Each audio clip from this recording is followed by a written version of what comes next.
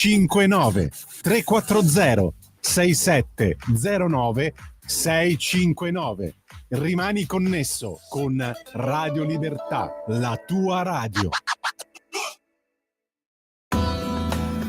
Va ora in onda Umanitaria Padana Onlus.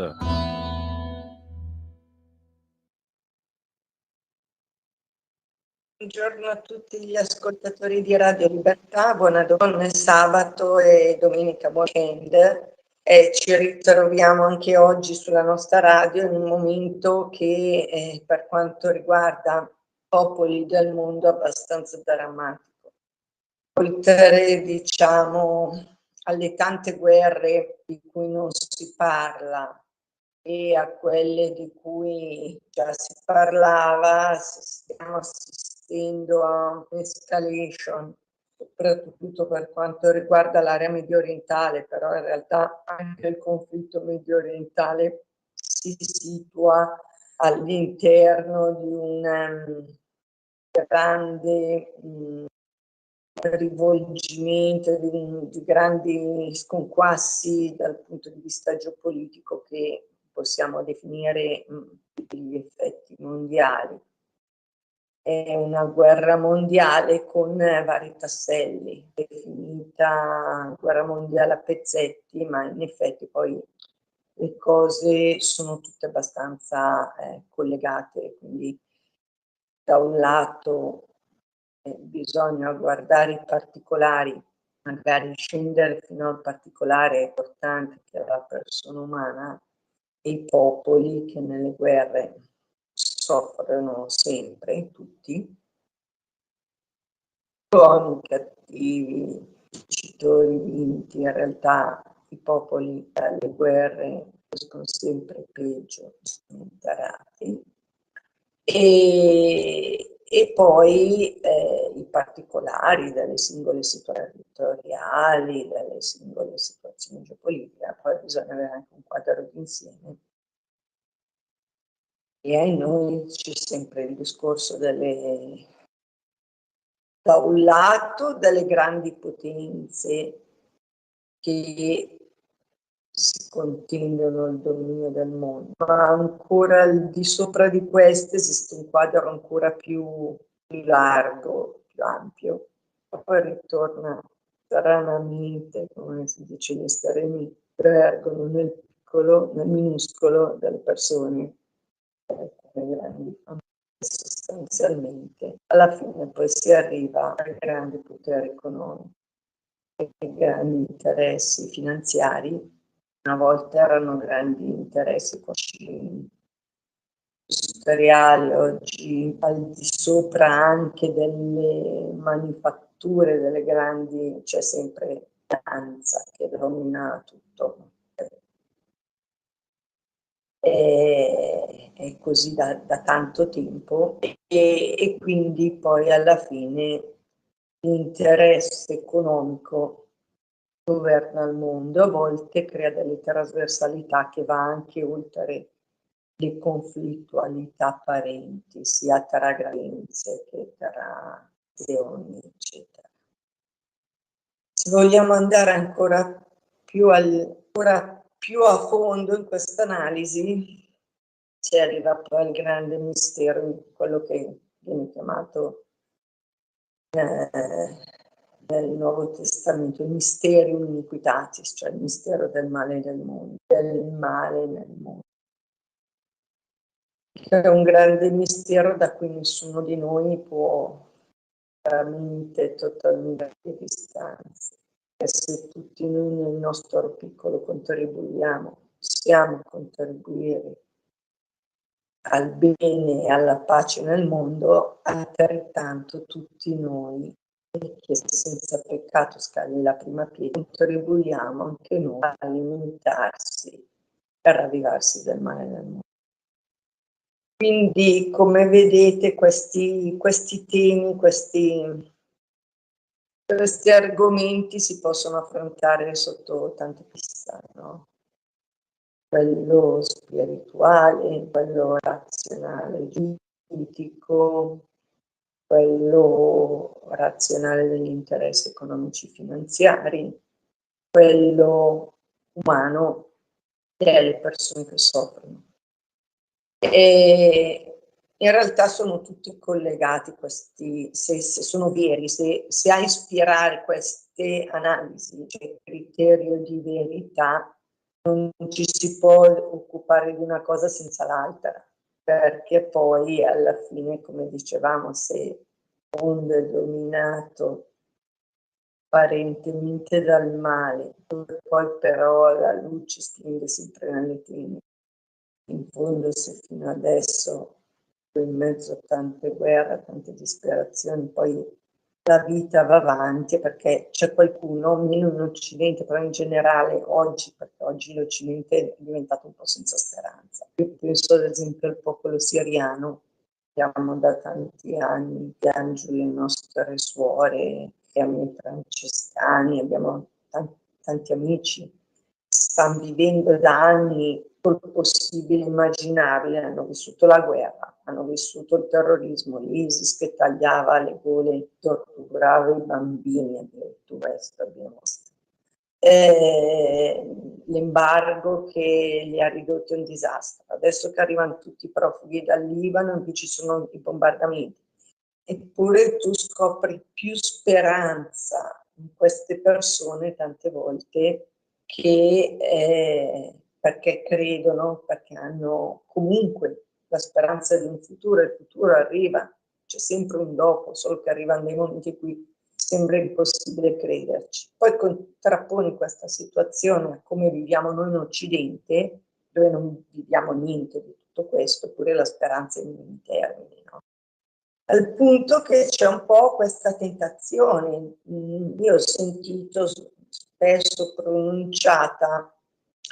questa frase da persone che conoscono e vicine, dirmi: se guardi la realtà del mondo o diventi cinico o diventi disperato. Io assolutamente contesto questa affermazione, la contesto assolutamente, proprio lettalmente, perché tra la disperazione del guardare al male del mondo senza vedere nessuna possibilità di riscatto e cinismo, che è quello che ti fa guardare alla realtà del mondo e dire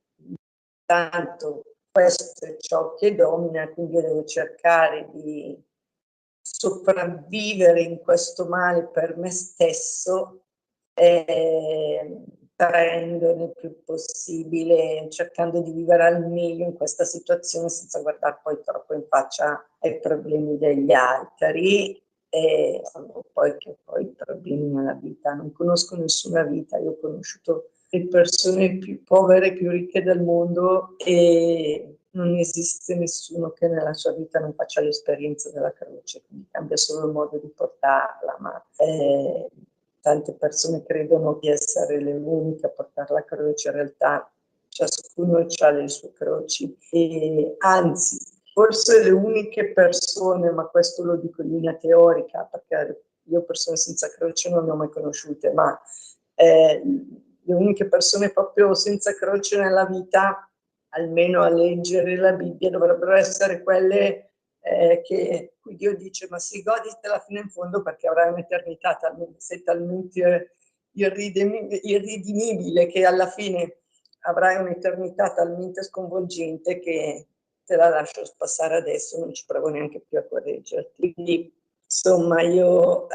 questa cosa del male e del bene di cui il nostro mondo non vuole mai parlare, ma che ci tocca a tutti e dove avremmo tanto bisogno invece di cercare risposte serie, vedo che possiamo anche far finta che non esiste, possiamo anche provare, ma in realtà proprio questa idea che si possa vivere senza croci e senza sperimentare l'impegno, la forza per il bene, per far diventare migliori le cose, vedo che nella nostra società genera solo grandi frustrazioni. Poi succedono situazioni tremende dove il male si sfoga magari in situazioni incomprensibili, dove dico non c'è una risposta, no?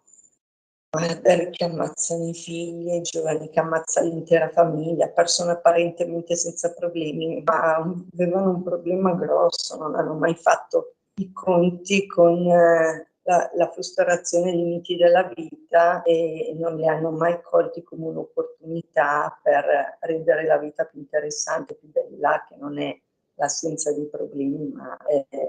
le proprie potenzialità e capacità di fare del bene, di amare, di creare un mondo migliore che rendono le vite realizzate e felici. E io lo vedo un po' in Occidente questo fatto che manca la speranza, mancando la fede manca anche la speranza, no? E lo vedo ad esempio nel fatto che si fa sempre più fatica a trovare volontari, cioè i volontari sono di generazioni passate, fino alla mia che ormai non sono più neanche una ragazzina, e già i giovani ormai tu vedi coppie di ragazzini nell'apice della loro energia e di tutto ciò che dovrebbe spingerli a costruirsi una vita, magari se ne stanno in compagnia o anche le coppie al tavolo in un ristorante, ciascuno guardando dei telefonini. Una società che prima è stata drogata con le droghe sintetiche e poi adesso è drogata dai social, dai telefonini e non trova più la forza di uscire nel mondo reale. E lo vedo perché facciamo fatica a trovare volontari. Vedo la mancanza di speranza e di voglia di far bene nel fatto che crollano le donazioni, per esempio. Ecco, nonostante questo, io però voglio dirvelo, l'umanitaria padana fa parte di quelli che non mollano, io compresa, quindi non è che se intorno la situazione è un po' meno rosea e io mi arrendo, perché grazie a Dio io ho imparato a sperare, a credere nella provvidenza, anche a credere negli esseri umani. Pensate, io credo negli esseri umani, nonostante veda cose tremende che fa una parte di umanità, vedo anche cose straordinarie che fa un'altra parte di umanità. E hanno i bambini che sono innocenza, che va difesa, va protetta, va aiutata. Noi siamo sul pezzo. Tutte queste guerre noi siamo sul pezzo, non ci arrendiamo, noi crediamo, come diceva San Giovanni Paolo II, che il male è un terreno, puoi germinare il bene, noi facciamo parte di qualcosa cresce meglio, qualcosa peggio, ma di solito vediamo tante cose che crescono. Chi ci segue, chi con le sue donazioni piccole o grandi, perché non conta, Dio dice, Dio ama chi dona col cuore, quindi uno può donare tanto, uno può donare poco, ma anche quel poco, anche le tante piccole gocce sono quelle che servono per riuscire ad aiutare. Noi, lo sapete, in Terra Santa stiamo aiutando sia tutti i cristiani di Terra Santa, stiamo aiutando in Israele e Palestina attraverso la custodia di Terra Santa dei francescani, ad esempio sempre secondo la logica di aiutare i popoli ad aiutarsi e quindi ad esempio lo scorso anno e quest'anno abbiamo acquistato un tornio per i falegnami di Betlemme, pensate, questa associazione che raccoglie un po' tutti, che si chiama Piccirillo, il nome di un frate francescano che aveva dato avvio a questa attività o quantomeno questo consorzio e in modo che insomma si possano autosostentare, vista anche la difficoltà, visto che in questo periodo chiaramente oltre ai continui, io stamattina ho parlato con un suo Oriola che a Nazareth e dice che le scuole sono sospese in Nazareth verso la frontiera del Libano, in Galilea, e mi diceva che anche stanotte sono stati chiamati nel rifugio perché c'erano gli avvisi delle sirene per i bombardamenti, quindi le scuole sono sospese, ad esempio loro si occupano a Nazareth delle scuole. A Betlemme cerchiamo di aiutare l'autosostentamento attraverso il lavoro in questo periodo sarà meno rivolto al discorso dei turisti e dei pellegrini, dovrà essere necessariamente più legato alle attività locali, come abbiamo preso un torno. Poi abbiamo aiutato il Libano. Il Libano abbiamo fatto arrivare ben 2 container pienissimi di materiale, tantissimo materiale sanitario, quindi ospedaliero, e anche presidi sanitari per quanto riguarda l'handicap e la malattia, e gli anziani, quindi diciamo anche materiale antidecuratale, e li abbiamo fatti arrivare tramite il contingente di pace italiano, UNIFIL, Libano, forza di interposizione, ma a questo punto è solo forza in mezzo, nel senso che chiaramente l'ONU in tutta questa vicenda è rimasta, cioè, ormai non ha più alcun ruolo, nel senso che non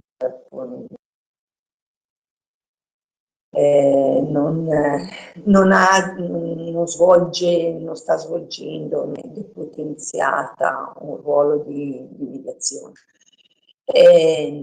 Potrebbe svolgerlo, perché ormai è chiaro che sono tutte le potenze coinvolte, no? E adesso è coinvolta anche la Siria. Noi in Siria l'anno scorso abbiamo finanziato gli elettrodomestici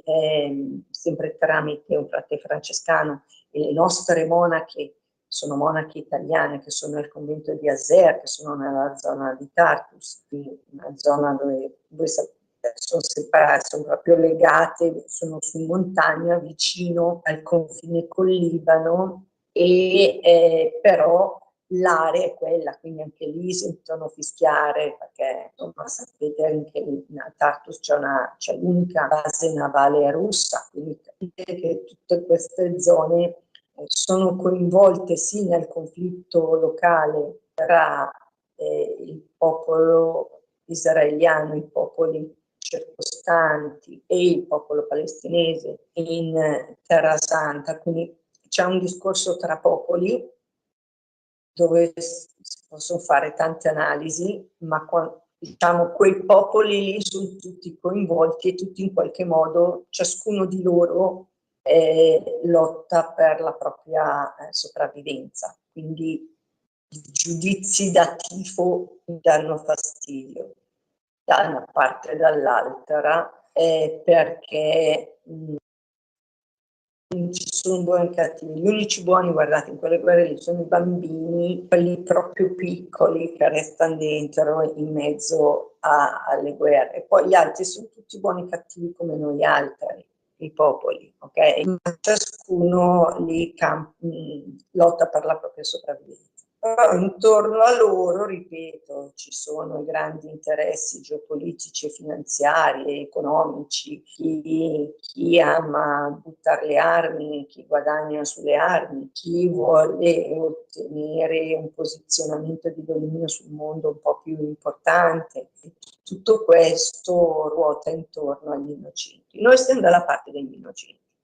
e quindi non giudichiamo, ma aiutiamo, e ovviamente aiutiamo popoli, non i combattenti, cerchiamo di svolgere un'azione di pace, ma soprattutto operiamo in supporto di chi in quelle latitudini svolge da sempre un'azione di pace e mediazione sul campo, che sono sostanzialmente anni. E quindi noi con il nostro progetto SOS Cristiani, Guerrieri per la Pace, che in questo caso si salvano, aiutiamo i cristiani in Israele e Palestina, in Siria e in Libano, e sapendo che loro aiutano i poveri di tutte le altre religioni, perché ricordo in Israele siamo anche stati, abbiamo aiutato strutture che aiutavano i palestinesi, ma anche che aiutavano disabili israeliani, che erano sempre gestiti da Suore della Carità. Quindi questo continuiamo a fare. Domani Ci troviamo a Pontida, avremo un gazebo solo quest'anno, non due affiancati, quindi più piccolo perché siamo in difficoltà con i volontari. Tanti hanno avuto dei problemi, io stessa sono caduta dalle scale perché un mese con le stampelle, farà una certa fatica, però mi aspetto che ci veniate a trovare, che ci diate una mano, anche piccola, ripeto, ma aiutateci ad aiutare chi sta peggio, chi è in guerra. Decidiamo di stare in mezzo al mondo di tenebre dalla parte della luce del bene, perché il bene che si fa è l'unica cosa che non si perde in questa realtà. Quello che si dà per amore è l'unica cosa che guadagni, è l'unica cosa che nessuno ci può portare via, è l'unica cosa che ci porteremo là. Intanto vi do il nostro IBAN, IT65 M di Milano 0538 75288 0000, quindi 4 volte 0, un altro 0, 5 volte 0, 422 38955. Bollettino postale 80170350. Siamo ai saluti finali. Vi dico, aiutateci ad aiutare popoli a casa loro, aiutarli ad aiutarsi, anche per, non facciamo questo. Chiedo anche, aiutateli anche con le preghiere, per dopodomani, 7 ottobre, è stata, che è il giorno tra l'altro della vittoria della battaglia di Lepanto, un altro momento di luce in mezzo alle tenebre. Noi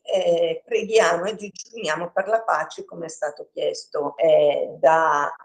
Francesco e anche da tutti i frati di custodia di Terra Santa e tutti coloro che ci chiedono di unirci a questo momento. Domani, per chi c'è, ci vediamo a Pontida, mi raccomando, vi aspettiamo anche al nostro gazebo e diamoci da fare. Oggi Santa Faustina Kowalska, la Santa della Misericordia, e preghiamo anche lei, insomma, perché questo mondo ha veramente bisogno della misericordia, prima che arrivi, come Gesù ha detto a lei, il tempo della giustizia, e